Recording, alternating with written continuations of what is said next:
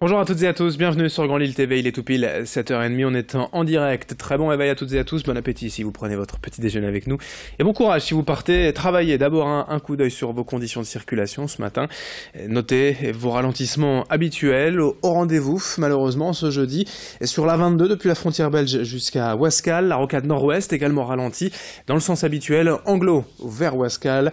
La 25, la RN 41 sans surprise depuis la Flandre et les Wep, la 23, bien évidemment jusqu'à Villeneuve-d'Ascq et Ronchin. Et puis, comme depuis plusieurs jours, la 27, l'autoroute Lille-Tournai, également en victime de ralentissement sur la zone Gruson jusqu'à la frontière à cause d'une zone de travaux. Soyez prudents et patients au volant.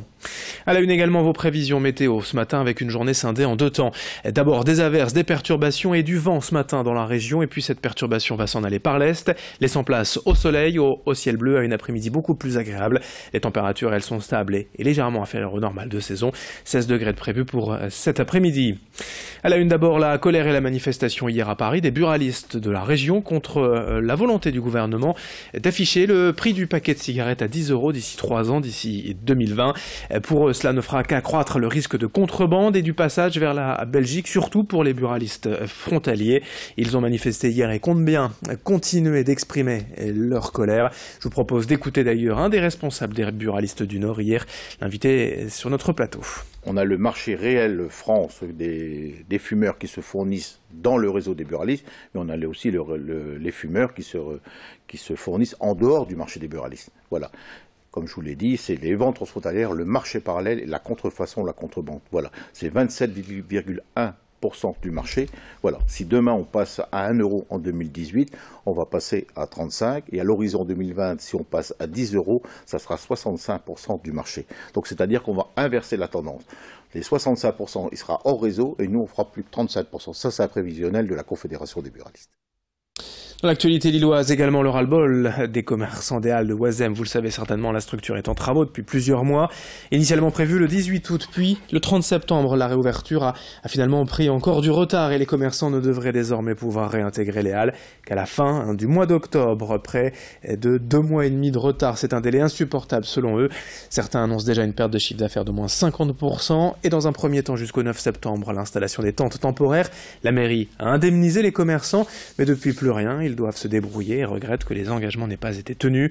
Ils demandent l'aide des habitants et des autres commerçants du quartier, puis surtout de nouvelles indemnisations de la mairie. Explication au micro de Céline Huret.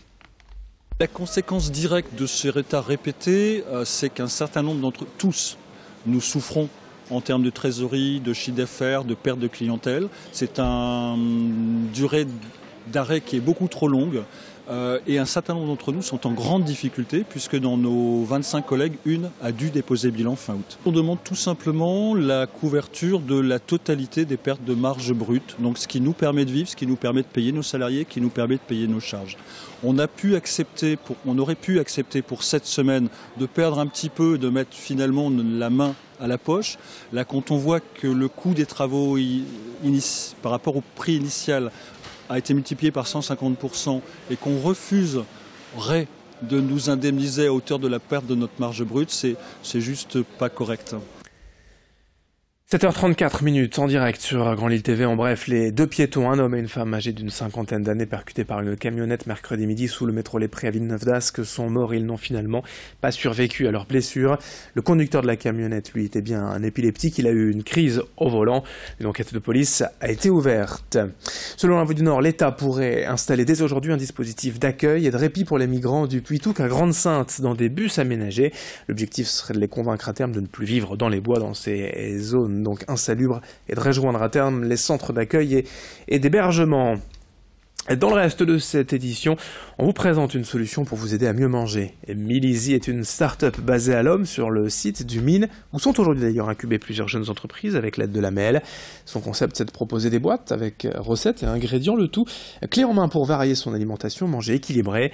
À chaque livraison, l'idée c'est d'avoir des recettes différentes avec tous les ingrédients et les fiches recettes pour réussir à cuisiner en 30 minutes. La société compte bien suivre la tendance actuelle, la prise de conscience de l'importance de bien manger. L'offre se limite pour l'instant à la métropole lilloise mais pourrait prochainement s'étendre à toute la France. Vincent Vieillard a rencontré la créatrice de Milizy.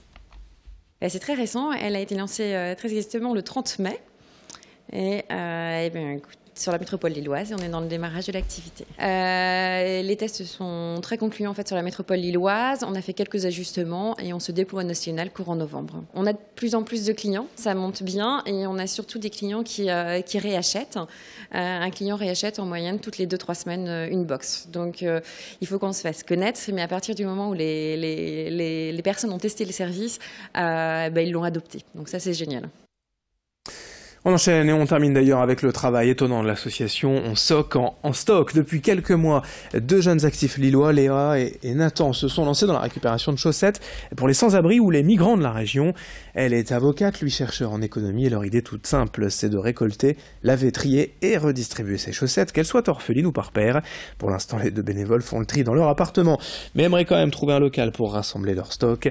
Chacun peut ainsi contribuer à cette action solidaire, notamment les entreprises en lançant des collectes en interne. Et ces chaussettes seront ensuite redistribuées donc dans la métropole lilloise ou sur le littoral. Présentation de l'association au micro d'Idil Gunaï. D'ici 2018, on va faire des ateliers de tri.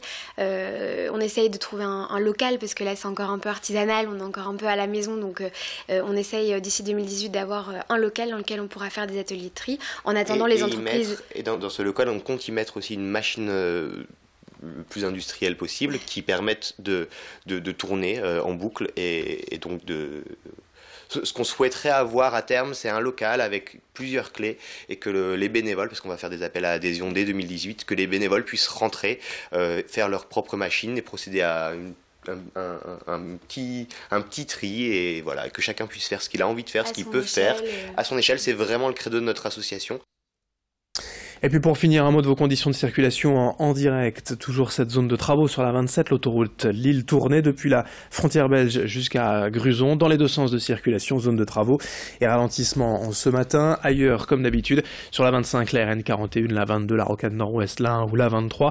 Les ralentissements habituels, il y a du monde sur les routes et donc des bouchons autour de la métropole lilloise. Soyez prudents si vous prenez le volant pour aller travailler. Restez avec nous encore quelques instants, dans une poignée de secondes, vos prévisions météo du jour et une nouvelle édition à 7h45.